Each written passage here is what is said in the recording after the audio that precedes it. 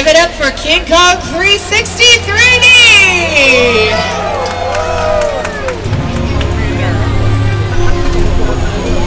Now, you do not need your 3D glasses currently, but you will need them later, so please hold on to them. I'll let you know when you need them. Now, the entire sequence you just saw was on some of the largest digital 3D screens in the world. They stand over 40 feet tall and over 180 feet wide. The entire sequence was designed by Peter Jackson and the creative team at Weta Digital. Weta Digital is a production crew out of New Zealand who have won over 36 awards, including 5 Academy Awards for their amazing work in the Hobbit trilogy, the Lord of the Rings trilogy, Rise of the Planet of the Apes, and of course King Kong. Here they are to tell you a little bit more about their process. With a project like the studio tour, the audience is in the middle of the environment. They're looking in all directions. There's creatures coming at them. They're seeing Kong from this side and T-Rexes from the other side. Working on a movie, we always know people are looking. They're looking straight ahead. They're looking at the shot that we're working on. Here you have to take into account that people are looking in all directions. Also, one of the things about this ride, movies that we're used to working on, there's no cuts because it's one giant shot. This tram is driving along through Skull Island because of where the cameras are up. This ring represents where the screen is 10 meters away. We're really creating about 50 minutes of a feature film. That amount of visual information, that number of pixels, and presenting them to the audience, it's a hell of a ride. Now, there were some pretty big stars in that sequence you just saw, but can you guess who the biggest star was of the sequence? Not King Kong, us, obviously. And that is because when the tram appeared on screen, it became what is known as a picture car. Now, a picture car can come in many varieties, some that work and some that do not. They are simply there for show or picture. Now, have your cameras ready because on your screens and to your left-hand side, you're going to see some of the most famous picture cars in history.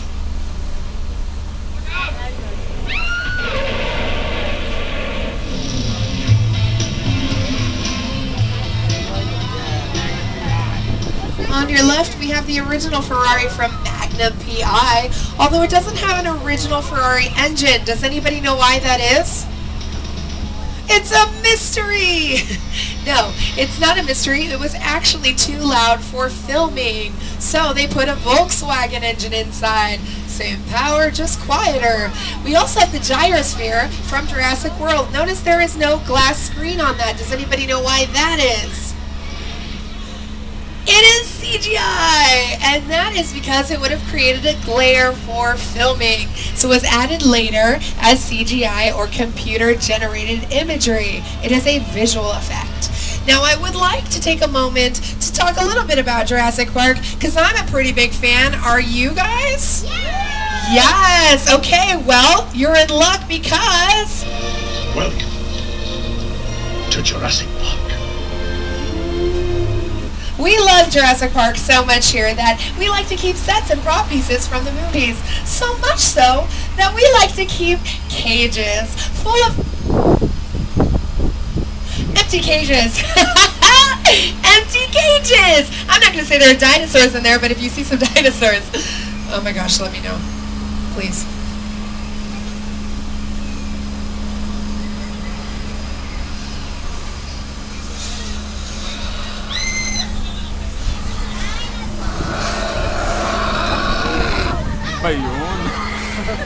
Good luck, Carrefour. We already lost one. Now, I would really like to talk about that parking structure that we saw earlier. Who could forget it, right?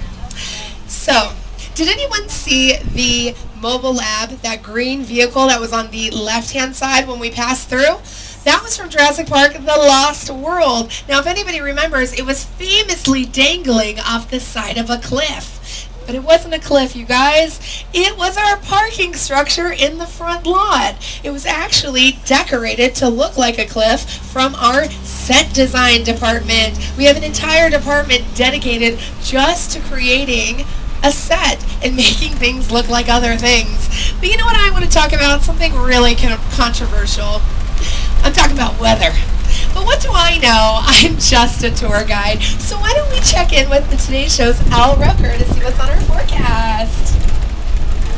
Hi everybody, here's today's forecast for the Universal Backlot. It's going to be sunny and dry in 6 Points, Texas. Cool and cloudy in Little Europe. Expect snow and sleet on New York Street. What? And we've got a high chance of fog and precipitation for Skull Island, Amity Island, and Island du Blas. Al Roker. That's your forecast for today. Now here's a look at what's going on in your neck of the lot. But Al Roker, flash flood, it's not even raining. You are crazy. I don't even know what he's talking about. Yeah, it's sunny here in California all the time. Okay. I guess I owe Al Roker $5. Well, take a picture, ladies and gentlemen, because it is raining in California and you don't see that every day. We're going to be fine as long as we don't hear any crazy, thunder or lightning. Oh my goodness. Okay, well, you know what? I think we're fine as long as we don't hear any crazy rumbling. It's not like we're at the bottom of a valley or anything, right? Right? Wait a minute. Do you hear that? Oh no.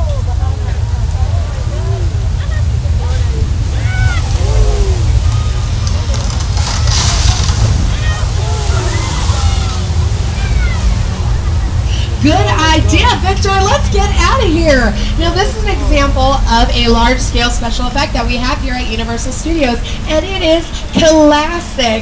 We tried the same effect. Carl Laemmle tried the same effect in 1915 when we opened, and unfortunately, it worked a little too well. It ended up drenching every single person on the back lot, including Thomas Edison. I guess you could say he felt a little bit like Paul Giamatti in Big Fat Liar.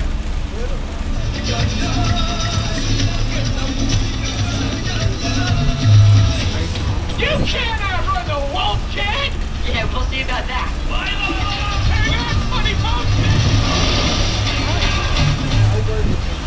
That's the same effect that we just experienced. Bet you feel a little bit like a celebrity now, don't you?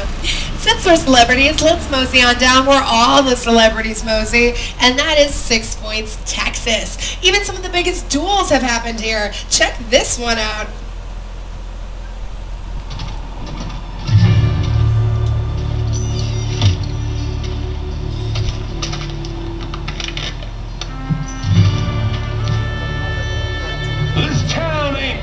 For the both of us, Jimmy Fallon. Well, I ain't going anywhere, Jimmy Fallon.